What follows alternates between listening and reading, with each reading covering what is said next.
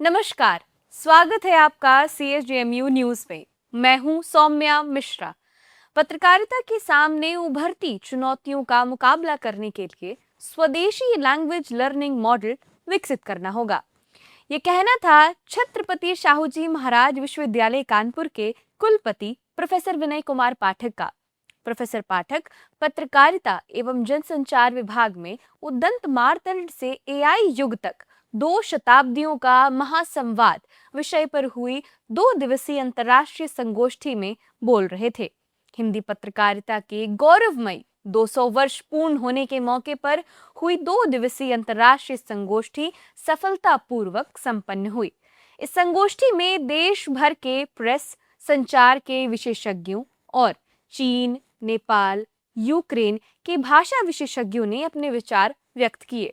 200 से अधिक शोध पत्र भी पढ़े गए। एक रिपोर्ट।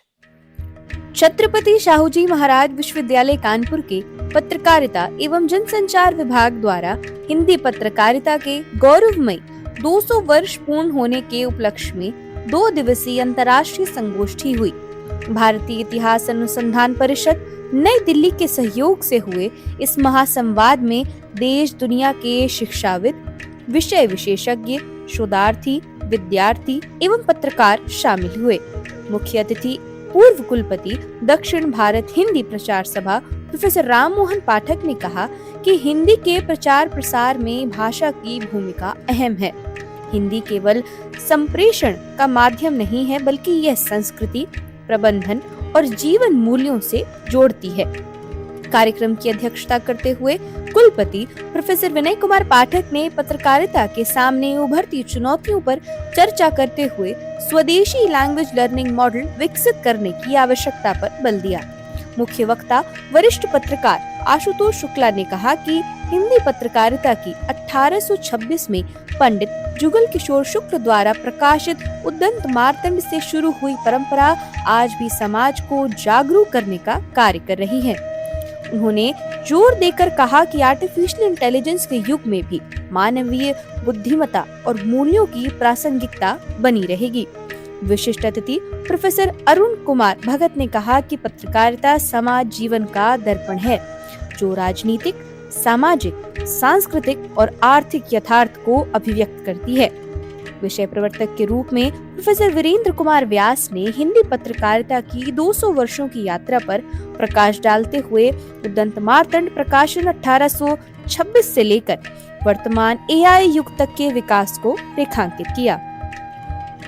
उन्होंने कहा कि अभी इंटेलिजेंस ही आर्टिफिशियल हुई है, लेकिन मूर्खता अभी भी ओरिजिनल है।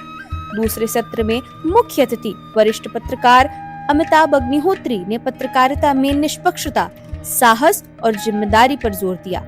उन्होंने कहा कि पत्रकार का काम केवल खबर देना नहीं, बल्कि जनहित के मुद्दों को मजबूती से उठाना भी है।